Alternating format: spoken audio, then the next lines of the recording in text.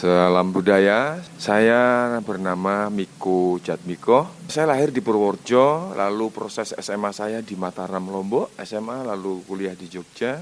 Kuliah saya di Fakultas Sosial Politik, tetapi 3 bulan saya di Jogja, saya langsung masuk Malioboro. Saya ketemu teman-teman seniman, pengamen, semir sepatu, teman asing. Akhirnya saya belajar bahasa asing, belajar seni, ya belajar kehidupan di situ. Ternyata hobi masa kecil saya suka gambar, ketemu teman-teman seniman dan ketemu teman mahasiswa seni. Nah di situ hobi saya tersalur. Nah lalu saya mencoba berani total di lukis. Tetapi itu pun sebenarnya juga kalau pakai pikiran saya nggak berani, karena saya cuman otodidak. Nampaknya itu saya hanya menggunakan nekat aja.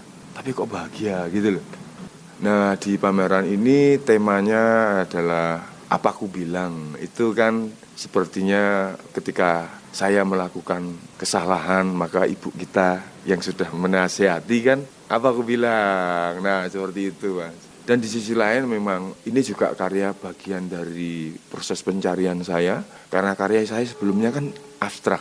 Karena saya waktu itu belajar di Studio Hanafi 2 tahun lebih. Itu tahun 2002 sampai 2004. Saya belajar abstrak di situ, belajar di Studio Hanafi, belajar hidup lah. Ya mau nggak mau kan akhirnya belajar teknik, karena tiap hari saya menemani Mas Hanafi, ngobrol kemana-mana, ke Galnas, pulang kemana. Kan selalu menemani Mas Hanafi ngelukis, saya membersihkan kuasnya, ngecat di pinggirannya, membantu Mas Hanafi. Banyak belajar saya sama beliau. Satu saat lalu 2002 lebih saya harus balik Jogja. Saya kan berkarya Mas, satu saat saya pameran, karya saya masih abstrak. Saya pameran di Taman Budaya, ada orang melihat karya saya itu langsung nyebut, wah Hanafi. Wah saya kan bingung, Mas Hanafi bagus sekali gitu, karyanya oke gitu lah ya. Karena itu moto saya, jadilah dirimu sendiri. Itu kan jadi kacau. Saya keluar dari Taman Budaya, wah nggak bisa tidur saya Mas. Saya sadar, oke Mas Hanafi kalau ngelukis pakai alat ini, saya nggak pakai alat itu. Saya menciptakan alat sendiri. Wah saya coba gitu kan. Gitu, seret asik gitu, begitu asik, set, begitu jadi, tak, seperti karyanya Mas Hanafi lagi, Mas. Saya sampai nangis saat itu. Masa ngelukis aja nggak bisa, sedih sekali loh itu. Sudahlah saya kalau gitu saya berhenti dulu, istirahat dulu melukis. Akhirnya saya sama teman almarhum STDD bikin Full Moon Malioboro sama Ugo. Ayo pakai itu mobil saya. Si Alon punya sound system, pakai sound system saya. Teman-teman semua sepakat, hari kita bikin acara Full Moon Malioboro, Padang Bulan Malioboro kan. Jogja kota seni dan jantungnya kota Jogja kan Malioboro Mas. Saya rasakan kok dari pagi, siang, sore, malam bisnis melulu loh Mas. Lalu suatu saat saya malam-malam, saya nongkrong sama Heru jam 2 malam. Mas aku tak balik ke Sosro ya. Nah, dia jalan ke utara sama teman-teman. Oke, saya sendiri Mas. Jam 2 malam kan sepi. Baru saya sadar di depan saya itu lorong kosong Mas. Trotoar, ini ruang. Makanya gagasan Full Moon Malioboro kita mainkan di malam hari, mulainya jam 12 malam.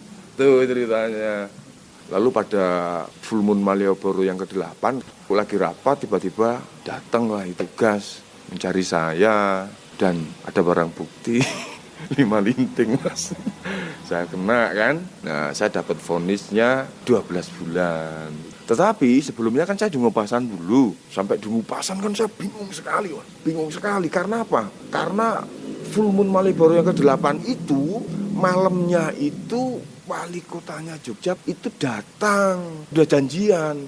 Tapi kan malamnya itu saya kegebek. Saya di kantor Kupasan, kan bingung sekali saya Mas di dalam itu.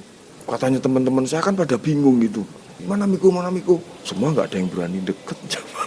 Akhirnya ada salah satu kawan yang berani menjawab, diceritakan apa adanya. Nah baru oke bisa nerima lalu pulang. Nah saya di Kupasan kan paranoid, bingung. Wah dari gelisah itu akhirnya saya nulis. Ada pulpen kan, ada kertas tuh Mas, boleh masuk kan. Saya nulis kenapa Full Moon Malioboro tak bikin.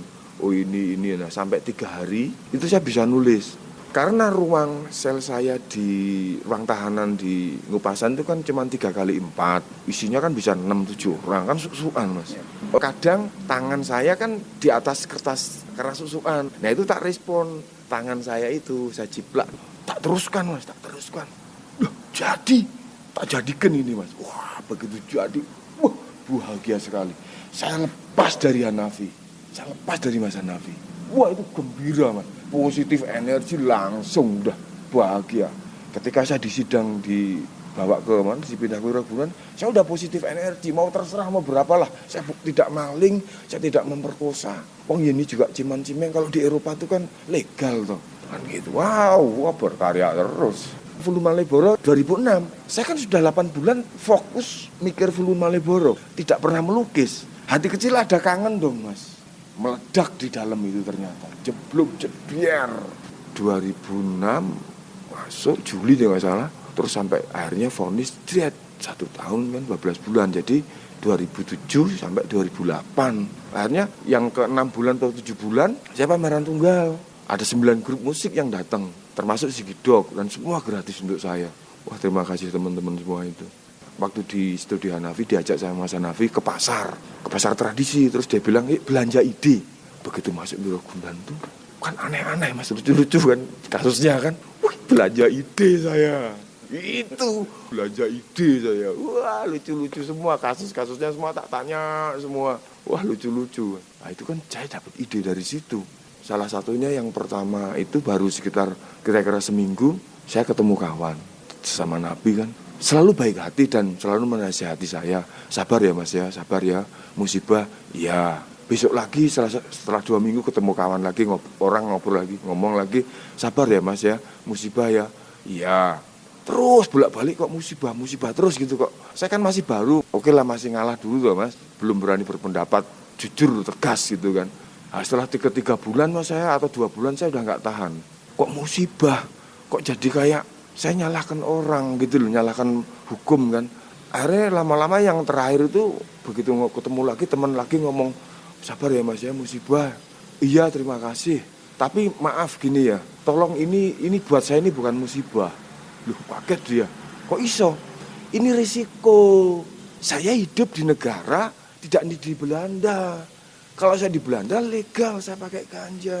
Nah kalau di Indonesia kan itu dilarang. Ini bukan musibah men, ini risiko, konsekuensi logis yang harus saya terima. Saya harus menerima dengan gagah, dengan jantan.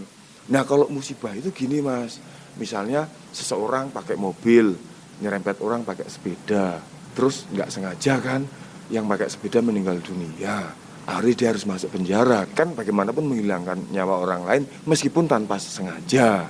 Nah itu baru disebut musibah, oke. Kalau saya disebut musibah saya nggak mau Mas. Ini risiko saya, konsekuensi logis saya. Hari nyebar yang teman-teman yang pakai narkoba jadi cara berpikirnya gagah gitu kan. Nggak jadi loyo gitu kan, nggak nyalahkan kawan, nggak nyalahkan keluarga. Terus akhirnya berkarya. Begitu saya keluar dari Wirogunan 2008, manajer saya yang dari Perancis sudah menyiapkan pameran saya di Paris, di Bordeaux, sampai Hungaria, keliling Eropa, sampai Ceko, segala itu. Keluar saya sama sahabat saya Iwan Wijono, kan dekat dengan manajer saya ditangkap sama Iwan, kamu tinggal di rumah saya, kita kursus bahasa Perancis. Di lift itu saya nggak boleh kemana-mana dulu, jadi saya sama dia terus tiap hari saya kursus.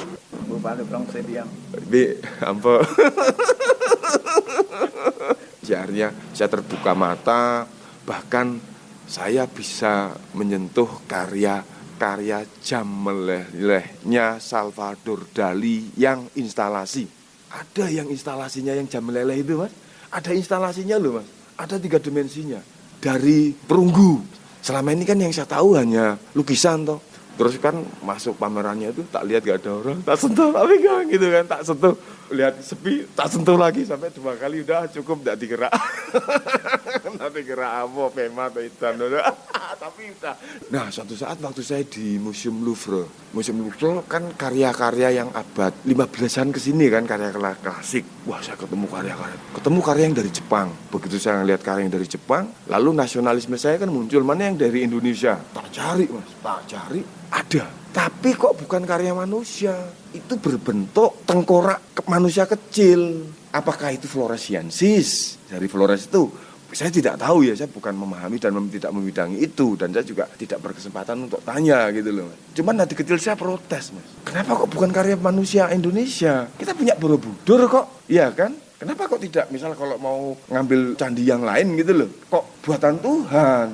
Saya protes, tak ceritakan ke Mas Harithono, Mas. Mas Harithono menjawab, Mas Miko, saya pameran di Eropa, awalnya kan kalau nggak salah 80-an, era itu. Karya saya pun dietnologikan. Jadi karya Mas Harithono awal-awal di Eropa, mereka itu, karya Mas Harithono itu di dalam museum etnologi, Mas. Dan sampai hari diakui sebagai Indonesia karya fine art. Itu kan Mas Harithono yang berjuang ternyata. Kan akhirnya sampai Mas Harithono ngeritik museum yang tempat dia pameran. Itu lama loh proses pengakuannya itu. Karya Mas Harithono sampai diakui sebagai fine art. Itu nah, kan jadi nyambung. Kenapa kok yang di Museum Louvre kok tengkorak kecil? Mungkin Floresiensis ya. Wong kita abad 8 ini sudah bisa berkarya fine art kok, patung kok, Mas. Kenapa kok bukan itu gitu kan? Protes lokal jenius kita gitu kan. Wong di sana di Louvre kan juga banyak patung. Kenapa kok bukan patung kita? Abad 8 kita sudah bisa bikin gitu. Nah, terus akhirnya berjalan. Ya, terus kita ya pameran macam-macam, Mas.